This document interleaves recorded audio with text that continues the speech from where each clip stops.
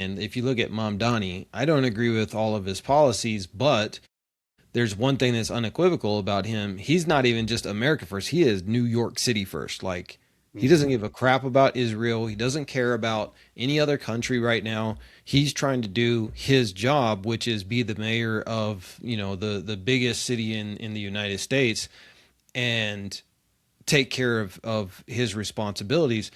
And I just find it really odd that you have government officials, everything from legislatures to governors to even school board members, getting these paid trips by the Israeli government to go over there and get 1,000 pastors. indoctrinated. Yeah. Yeah, like they just took 1,000 preachers over there. Now they have a plan to take 10,000 more over there to get indoctrinated. Wait a minute. It's What? Schofield 2.0.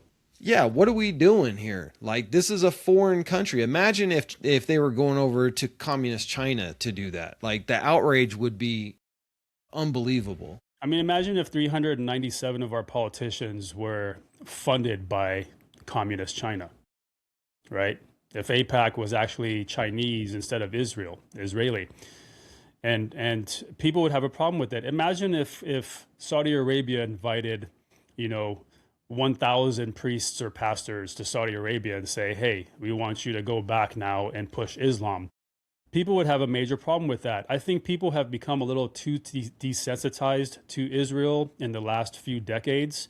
But ever since October 7th and what's been happening in Gaza for the last 2 years and beyond, I mean, West Bank, Lebanon, Syria, you name it, people have woken up to. It's brought a lot of attention, not just to Israel, but also what and who is associated to Israel. And now we're starting to see the American people kind of wake up a little bit.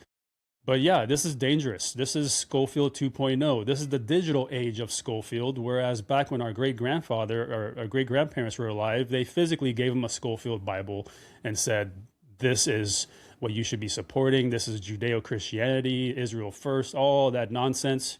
And now they're doing it again, not to mention the geofencing of churches, not to mention Yeah.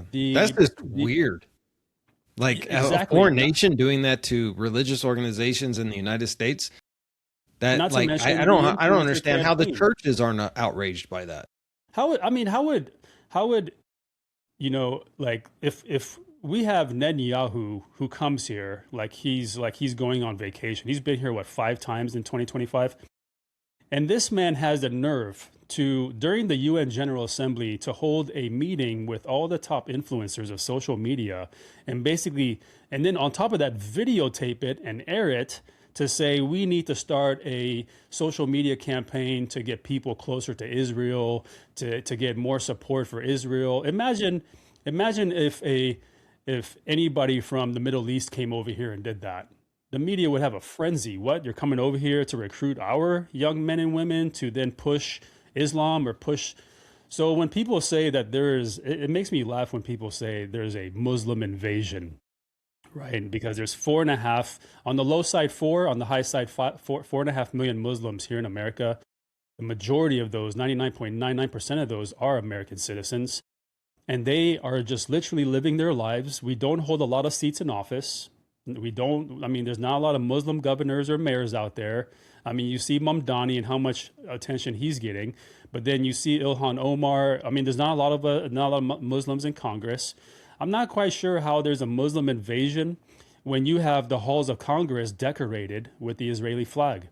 When you have politicians who are being asked the question, "Hey, sir, America first or Israel first?" and they can't answer. You can't answer. You're literally in the headquarters of our government as a US politician representing Americans, and you can't answer America first. That should tell us something. So when we talk about an actual invasion, then let's talk about who owns the media, who owns the banks, who owns the healthcare industry, who owns the big pharma, right? Who owns the tech industries? Literally every industry that shapes our lives and affects our lives every day, whether it's prices or protocols or ideologies, these people own it and they're behind it. So I'm tired of hearing that there's a Muslim invasion when the Israeli flag is literally standing next to the American flag, and you have people like Netanyahu and others from Israel coming here with red carpet treatment, basically just doing whatever they want. Not to mention all the all the staff at the Pentagon, all the staff at the White House that don't even hold actual positions, but they are still Israeli dual citizens, or they have some kind of connection to Israel.